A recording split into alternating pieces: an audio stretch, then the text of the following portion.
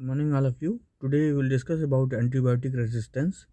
जैसे कि कुछ कमेंट आ रहे थे इस टॉपिक के लिए और कुछ और टॉपिक हैं उसको हम लोग आज डिस्कस करेंगे।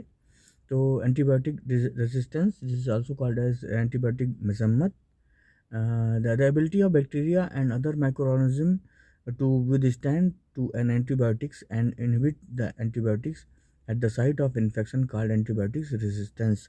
ये एक कुछ ही बैक्टीरिया जो किसी भी एंटीबायोटिक के प्रति एक प्रतिरोधक क्षमता बना लेता है ताकि उस पर वो असर नहीं करता है एंटीबायोटिक, तो वही हम यहाँ पर एंटीबायोटिक रेजिस्टेंस कहते हैं। इन 1945 फ्लेमिंग ने भी इस चीज़ को बोला था कि ये बहुत डिफ़िकल्ट नहीं है कि कोई भी जो माइक्रोब है वो पेनिसिलिन के लिए रेजिस्टेंट बना ले किसी लैब में। ये क्यों? क्योंकि हम उसको कम क्वांटिटी का हम एंटीबायोटिक दे रहे हैं या हम सही समय के लिए नहीं दे रहे हैं, तो वही सेम चीज़ हमारे शरीर में भी हो सकती है। तो ये है कि अगर हम उसकी क्वांटिटी को कम कर रहे हैं या सही समय में नहीं दे रहे हैं तो हम उसके लिए रेजिस्टेंट बना रहे हैं। ये है कि हमेशा से जो हिस्ट्री रही है, हमेशा से इन्फेक्शन और डिजीज़ कोई भी उसकी दवाई बनाने के लिए रही है। तो पहले देखा गया है कि पेनिसिलिन बहुत अच्छी कारगर काम चल रही थी, लेकिन धीरे धीरे क्या हुआ, पेनिसिलिन ने रेजिस्टेंस बना ली। इसीलिए अब देखिए नहीं, बहुत लंबी चौड़ी एंटीबायोटिक्स बहुत ज़्यादा पूरी उनकी है जो भी अवेलेबल हैं, लेकिन तभी भी हम देखते हैं कि किसी बीमारी पे वो काम नहीं करती है। इस तरीके से पूरा इन्होंने क्राइसिस बनाया है, ईयर वाइज बना के रखा है इन लोगों ने किस तरीके से। नेक्स्ट हमारे हैं कि क्यों कंसर्न है कि resistant organism lead to treatment failure. हमने दवा दे दी, हम सोच रहे हैं कि आदमी ठीक हो रहा है, लेकिन यहाँ पर ही उस पर वो असर नहीं किया और हम अपने उस पर बैठे हुए हैं कि हाँ हमको फिर दूसरी उस दवा के असर का हमको टाइम देखना पड़ेगा कि कब तक वो उसका असर होगा। इंक्रीज मॉर्टेलिटी, क्योंकि रीज़न यही है। रेसिस्टेंट बैक्टीरिया में spread in community, the community में वो तुरंत फैल जाएगा। क्यों? क्योंकि इन्फेक्शियस डिजीज़ है, तो इसलिए अगर हमने सोचा कि ये हमारी दवा काम कर रही है और वहाँ पर वो असर उसका हो नहीं रहा है, तो फिर है कि वो जो हेल्थ केयर की कॉस्ट बढ़ेगी, हम दवा दे रहे हैं उसका पैसा बढ़ता चला जा रहा है, और हम जो पुराने एंटीबायोटिक्स के पहले की एरा में उस समय भी जानेंगे जा सकते हैं।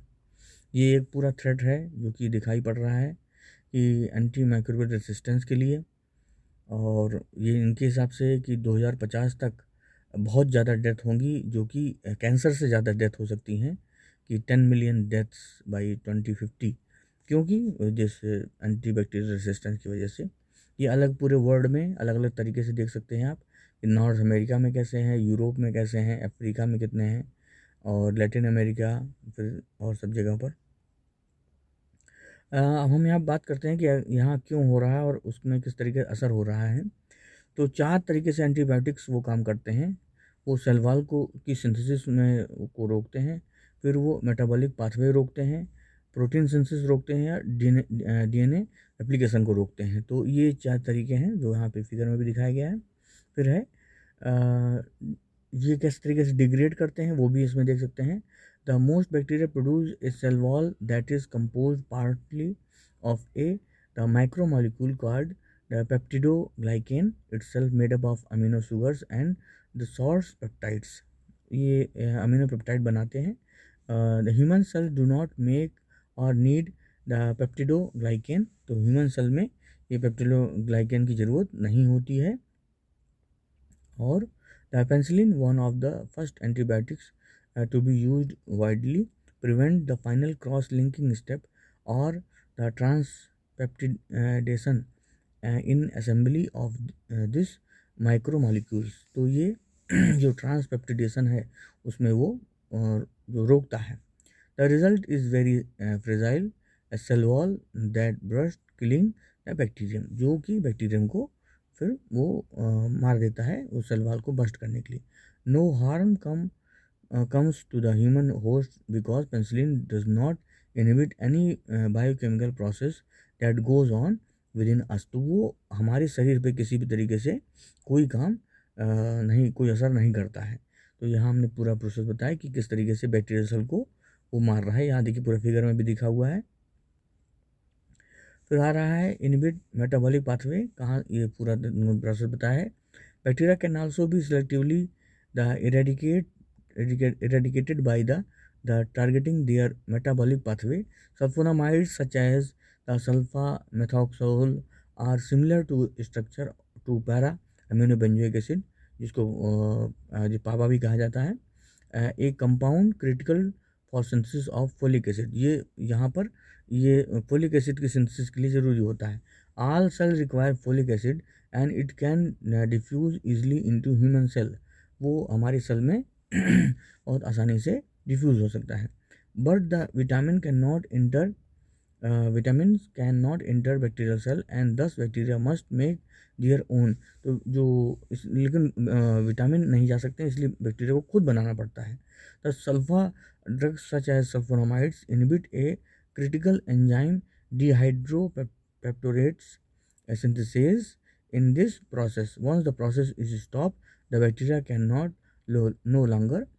No longer grow. तो अगर हमने इस प्रोसेस को हमने रोक दिया, जिससे कि आगे वो बैक्टीरिया बढ़ नहीं पाएगा। तो ये दूसरा प्रोसेस हो गया। तीसरा प्रोसेस इनहिबिट प्रोटीन सिंथेसिस, जो कि आप लोग पहले भी प्रोटीन सिंथेसिस के बारे में पढ़ चुके हैं। यहाँ पर क्या हो रहा है, अंदर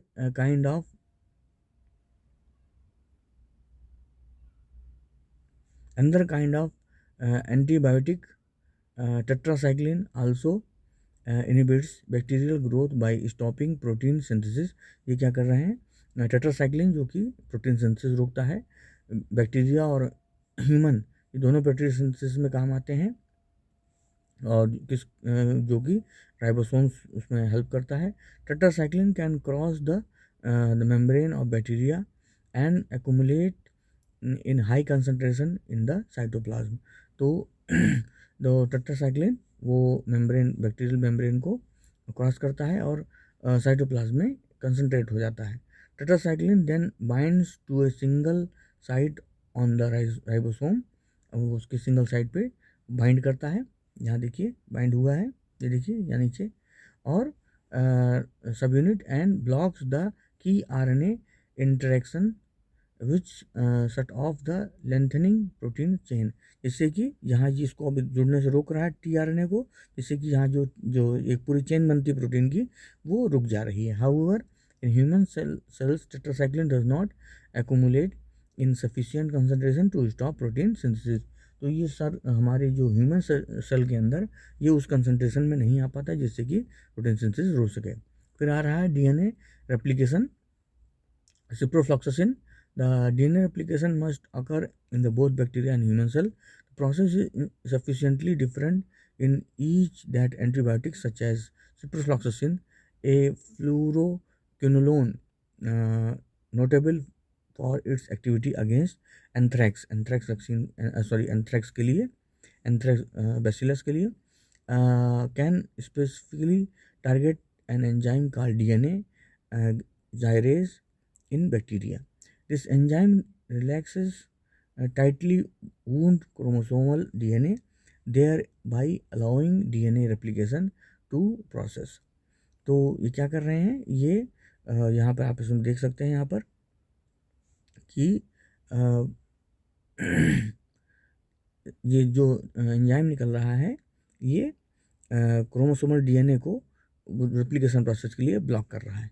But this antibiotic does not affect the DNA gyrase of human and thus again bacteria die when the host animal unharmed। इसलिए क्या करता है, ये जो सारे प्रोसेस हो रहे हैं सब बैक्टीरिया के लिए हो रहे हैं और ह्यूमन सेल पे कोई का असर नहीं कर रहा है।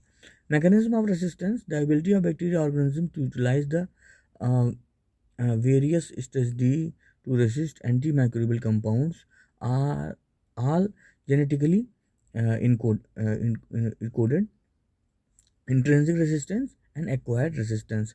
Intrinsic resistance is that type of resistance which is naturally coded and expressed by all, सभी स्ट्रेन के द्वारा वो होता है सभी स्ट्रेन्स में, particular bacteria species। An example of intrinsic resistance is the natural resistance of anaerobes to aminoglycoside and gram negative bacteria against vancomycin। ये आपने देखा है कि ग्राम नेगेटिव बैक्टीरिया में वैंकोमाइसिन के लिए ये एक रेजिस्टेंस है जो कि किसी पर्टिकुलर टाइप में होता है।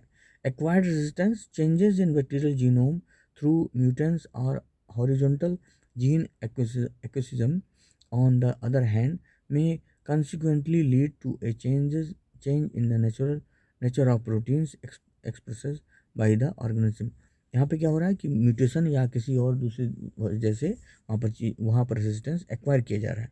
Such changes may lead to a alteration in the structure and functional feature of bacteria involve. वो उसके जो फीचर्स हैं, जो उसके फंक्शन है, उसको वो बदल दे रहा है. Which may result in changes leading to the resistance again particular antibiotic. वो पर्टिकुलर एंटीबायोटिक के लिए वो अपने आप को बदल ले रहा है और वहाँ पर वो रेजिस्टेंस बन जा रहा है. In fact the several different mechanism may work together to confer the resistance to a single antimicrobial agent. तो वो बैक्टीरिया भी अलग अलग तरीके से मैकेनिज्म से वो अपने आप में बैक्टीरियल रेजिस्टेंस कर ले रहा है. तो हम यहाँ पर पढ़ रहे हैं कौन कौन सी स्ट्रेटजी है एंटीबायोटिक जो रेसिस्टेंट बनने के लिए. तो उसमें पहला है कि by prevention of antimicrobial from reaching its target by reducing its ability to penetrate into the cell wall. उसको सेल वॉल के अंदर ही नहीं आने देते हैं. ये पहली स्ट्रेटजी है, इसको हम पूरा पढ़ दे रहे हैं. Antimicrobial compounds almost always require access into the bacterial cell to reach their target site where they can interfere with the normal function of the bacterial organism. वो सेल के अंदर उनको जाना जरूरी है, तभी तो वो उस पर असर कर पाएंगे, तो उनको वहीं पर ही वो रोक देता है. Then the porin channel are the passenger way by which these antibiotics would normally cross the bacterial outer membrane. यहाँ पर है ये चैनल है पोरिन चैनल, जहाँ से कि वो जानना कोशिश करते हैं. Some bacteria protect themselves by prohibiting these antimicrobial compounds from entering past their cell wall. For example, a variety of gram-negative bacteria reduced to uptake of certain antibiotics such as the aminoglycosides and beta-lactam by modifying the cell membrane, the porin channel frequency, size and selectivity. Prohibiting entry of this manner will prevent these antimicrobials from reaching their intended target, that of anti-aminoglycosides and beta-lactam are the ribosomes and penicillin binded proteins respectively. ये क्या कर रहे हैं, उनको अंदर जो हैं उनको अंदर ही नहीं आने दे रहे हैं, जिससे कि वो अंदर अपना असर ही नहीं दिखा पाएंगे. Thus this strategy have been observed in Pseudomonas aemopsychosis against the imipenem से जो ये चीज़ देखी गई इसके अंदर. Strategy 2, the modification of antimicrobial target by modification और द डिग्रेडेशन. ये मॉडिफाई कर ले रहे हैं या डिग्रेड कर ले रहे हैं, क्योंकि बाइंडिंग साइट वाले पे काम नहीं हो पा रहा है. Some resistant bacteria evade antimicrobials by the reprogramming or the camouflaging critical targets sites to avoid recognition. Therefore, it's in spite of the presence of an intact and active antimicrobial compound, no subsequent binding और inhibition will take place. तो वो अपने आप को वो degrade कर ले रहे हैं या मॉडिफाई कर ले रहे हैं, जिससे कि वहाँ पर वो असर नहीं कर पा रहा है. वो इन्होंने एग्जांपल दिए हैं. Alteration of penicillin binding protein leading to reduce affinity of beta lactam antibodies. ये एग्जांपल दिए हैं. A classic example is the hydrolytic deactivation of the beta lactam ring in penicillin and cephalosporin by the bacterial enzymes called beta lactamase. This strategy has also been observed in उसमें भी इनका देखा गया है. तीसरा क्या है, eliminating antimicrobial agent from the cell wall expulsion via efflux pump. उसको क्या है, वो बाहर फेंक दे रहे हैं. ये तीसरी स्टेज है. To be effective antimicrobial agent must also be present at the sufficiently high concentration within the bacterial cell. उनका concentration बहुत ज़रूरी है. Some bacteria possesses membrane protein that act as a export or efflux pump for certain antimicrobials, extruding the antibiotic out of the cell as fast as it can enter. जैसे वो अंदर आ सकता है, उससे जल्दी वो बाहर फेंकते जा रहे हैं, जिससे कि उसका असर नहीं हो पाता है। एग्जाम्पल भी दिए गए हैं। अब ये बताना है जनरेशन कौन कौन सी हैं, तो इसमें first generation, second generation, third generation और फोर्थ फिफ्थ जनरेशन भी है। तो generation terms comes only in case of penicillin and cephalosporin, beta-lactam antibiotics, and depending on their action on the cell wall and gram positive and gram negative bacteria। वो हम इसी बात कर रहे हैं कि किस जनरेशन के वो बैक्टीरिया एंटीबायोटिक्स हैं। They are classified by using term broad spectrum and narrow spectrum, कि वो बहुत बड़ी बहुत ज़्यादा बैक्टीरियाओं को असर करते हैं या किसी एक या दो को असर करते हैं, इस पर हम लोग बात करेंगे। First generation how have a narrow spectrum clinical use. It means they only a few organism that they are able to successfully treat। बहुत कम ऑर्गेनिज्म को वो एक्ट कर सकते हैं। Good for common gram positive bacteria that cause ear and throat infection and venereal disease and gonorrhea and syphilis। Very high number of drugs in this group are resistant to organism that produce penicillinase। दूसरा क्या, second generation have an extended or intermediate spectrum of clinical use, some gram positive or some gram negative। Third generation against both gram positive and gram negative bacteria, however the optimum activity is against gram negative bacteria। सबसे ज़्यादा जो activity होती है वो gram negative bacteria की रहती है, के प्रति होती है। Not resistant to penicillinase producing organism. Fourth generation they are not resistant to beta lactamase producing microorganism. और cephalosporin fifth generation, that is cephalosporin and cephalobioflor, ये है जो कि निमोनिया, स्किन और सॉफ्ट टिश्यू इन्फेक्शन के लिए होता है।